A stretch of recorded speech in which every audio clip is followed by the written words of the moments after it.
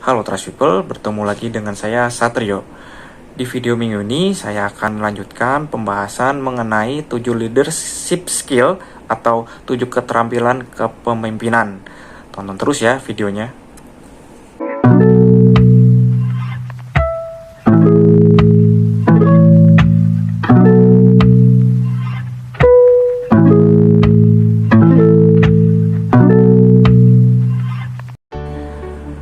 Skill untuk mengenal diri selanjutnya adalah kepribadian. Ciri-ciri kepribadian Anda sendiri. Kepribadian adalah sifat khas seseorang yang menyebabkan seseorang mempunyai sifat yang berbeda dari orang lain. Cobalah kamu perhatikan pada diri manusia tentang kepribadiannya. Tidak seorang pun yang mempunyai sifat kepribadian yang sama persis dengan yang lain.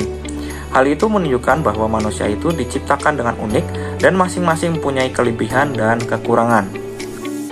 Sifat kepribadian itu semata-mata bukan hanya bawaan manusia, tapi dapat diperoleh dari beberapa faktor yang antara lain sikap, pendapat, norma yang hidup dalam masyarakat, dan pengalaman yang diperoleh bertahun-tahun.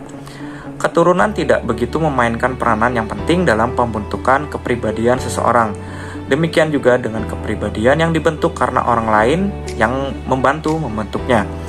Tapi setiap orang mempunyai kesempatan untuk merubah sifat-sifatnya untuk memperoleh suatu tingkat kesadaran yang lebih tinggi. Skill pengenalan diri selanjutnya adalah menemukan nilai diri.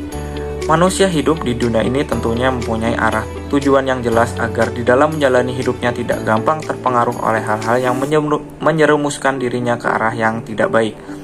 Nilai hidup seseorang dapat dilihat dari bagaimana orang itu memberikan makna terhadap hidupnya sendiri. Masing-masing orang berhak untuk menjadikan hidupnya seperti apa yang menjadi keinginannya. Ada orang yang mengisi hidupnya dengan kesenangan dunia semata, ada yang mengisinya dengan memikirkan akhirat saja. Ada juga yang mengisi hidupnya dengan memberikan yang bermanfaat di dunia untuk menuju kebahagiaan di akhirat, bahkan ada yang tidak mengerti apa yang menjadi tujuan hidupnya. Poin skill pengenalan diri selanjutnya adalah untuk evaluasi diri. Dunia yang penuh dengan ragam perilaku manusia, kejadian-kejadian yang menyenangkan maupun yang menyedihkan akan berpengaruh terhadap pribadi seseorang. Bagi mereka yang tidak mempunyai pedoman hidup yang kuat, akan terseret arus kehidupan yang semakin jauh dari kedamaian dan ketenangan. Orang miskin yang menjalani rutinitas untuk mencari suap nasi dengan menghalalkan segala cara tanpa ingat bahwa hidup ini akan berakhir. Demikian juga dengan orang kaya yang sudah terbiasa dengan kemewahan hartanya melupakan kewajibannya sehingga hidupnya hanya untuk mengabdi kepada dunia, akan berbeda dengan manusia yang hatinya masih diberikan petunjuk oleh Sang Pencipta alam semesta. Meskipun mereka dalam kehidupan di dunianya mendapat amanah harta dan kemewahan, mereka tidak akan melupakan kewajibannya sebagai hambanya. Demikian juga dengan mereka yang untuk makan saja harus bekerja keras dan dalam kehidupan di dunianya penuh dengan kesulitan. Mereka tetap meluangkan waktunya untuk kembali menyerahkan segalanya pada Sang Pencipta. Bagi mereka yang sadar bahwa seluruh hidupnya adalah milik Sang Pencipta, mereka pasti meluangkan waktunya untuk selalu berdekatan dengannya. Melakukan evaluasi dengan merenungi perjalanan hidup yang telah dilaluinya.